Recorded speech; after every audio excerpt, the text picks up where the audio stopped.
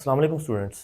आज हमारे पास chapter number 10 electromagnetism, जिसके हमने न्यूमेरिकल आज सॉल्व करने हैं। ठीक है, तो बेसिकली ये इसलिए करवाए जा रहे हैं क्योंकि अभी हमारे कुछ टॉपिक्स इस चैप्टर के पढ़े हैं, लेकिन मैं ये न्यूमेरिकल इसमें से करवा रहा हूँ कि कुछ स्टूडेंट्स जिनको प्रिपरेशन करनी होती है न्यूमेरिकल की, वो इजीली इन न्यूमेरिकल को कर सकें। और ये सिर्फ मैंने वही वाले न्यूमेरिकल्स अटैम्प्ट किए हैं जो कि स्मार्ट सिलेबस के अकॉर्डिंग जो रिमेनिंग न्यूमेरिकल्स हैं, और बाकी न्यूमेरिकल जो है मैंने इस टाइम बोर्ड पर नहीं लिखे, वो वाले स्मार्ट सिलेबस में रिमूव हो चुके हैं। ठीक है, तो एक तो आपको पेयरिंग स्कीम के अकॉर्डिंग 9 और 10 चैप्टर से पेयर बनता है, जो कि प्रीवियस चैप्टर हमारा जो हम अभी अपलोड कर रहे हैं वो इलेक्ट्रोस्टैटिक्स एंड करंट इलेक्ट्रिसिटी और साथ ही इलेक्ट्रोमैग्नेटिज्म, इन दोनों का पेयर होता है।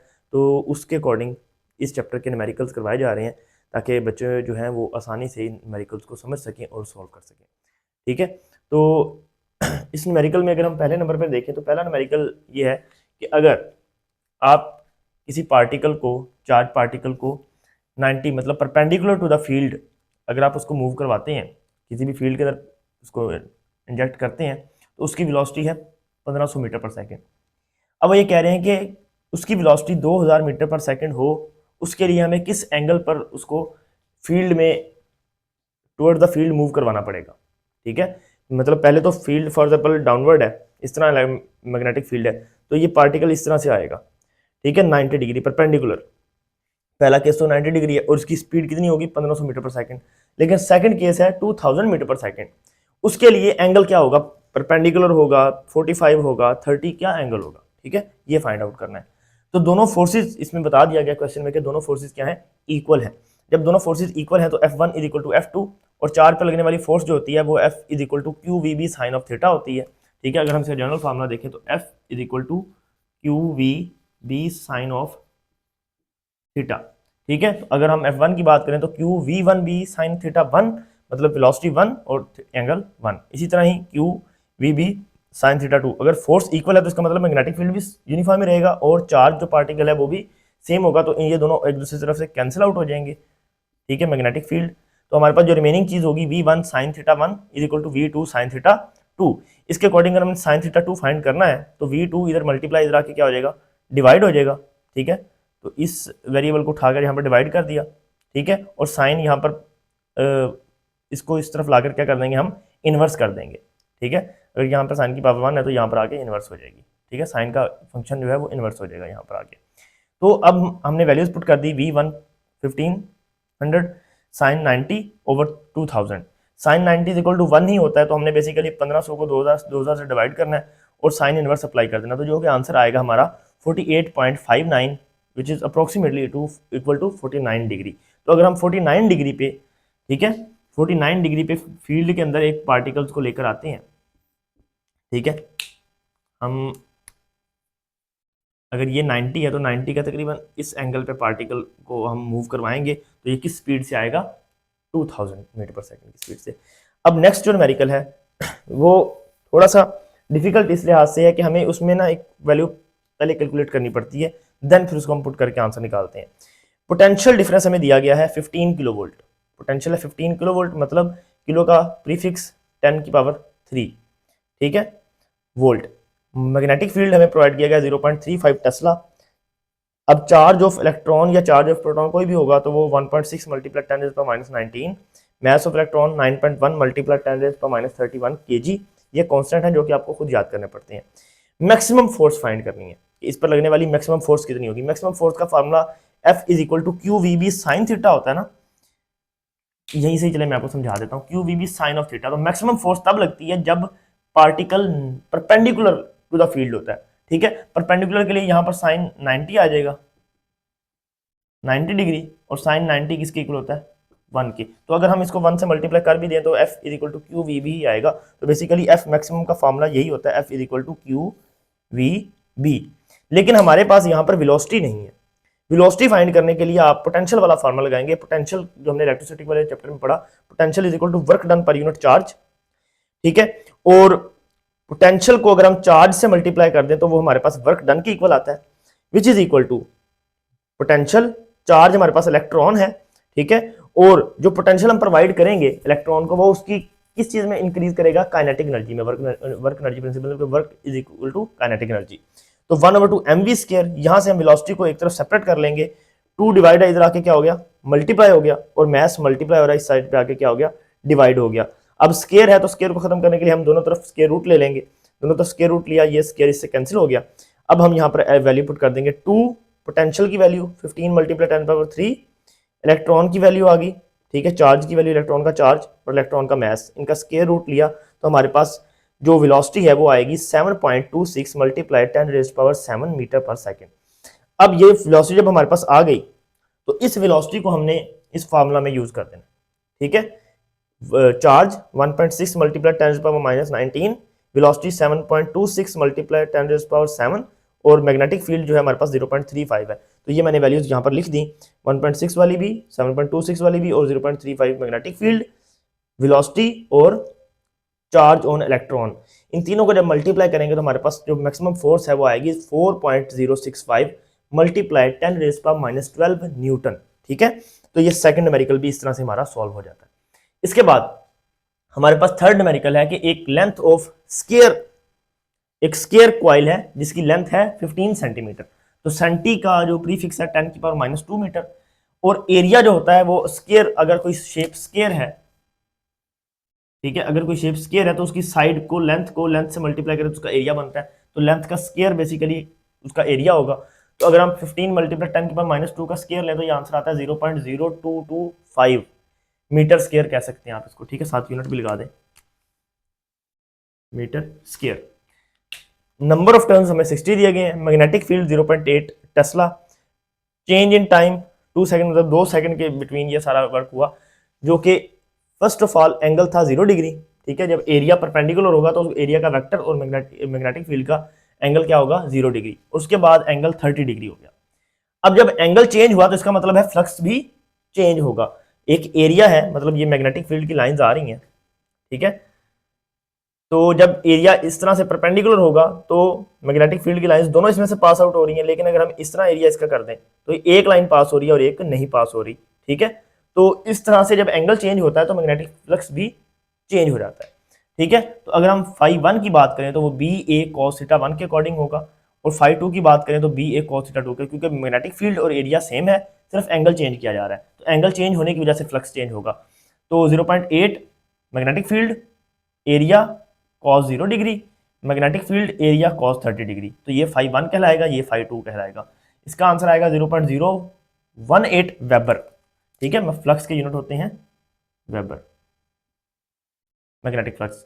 तो जब इनका चेंज निकालेंगे φ2 माइनस φ1 तो 0.011155 माइनस 0.018, जब इनका चेंज निकालेंगे तो माइनस 0.002412 वेबर इसका आएगा आंसर। और इंड्यूस्ड ईएमएफ जो होती है वो हमारे पास किसके इक्वल होती है, -n del phi by del t, minus 60 number of turns, जो कॉइल की नंबर ऑफ टर्न्स है, नंबर ऑफ टर्न्स से मुराद ये है कि इसकी कितनी टर्न्स, ठीक है, बनाई गई हैं, ठीक है, 60 टर्न्स होंगी इसकी कॉइल की, ठीक है। तो ये, और उसके बाद माइनस डेल फाई, क्या आंसर आ रहा है, ये वाला, इसको हमने यहां पर लिख दिया, डेल टी 2 सेकंड, वो भी यहां पर लिख दिया, माइनस से माइनस कैंसिल हो गया, जब इनको मल्टीप्लाई करेंगे और 2 पे डिवाइड करेंगे हमारे पास आंसर आएगा 0.072 वोल्ट।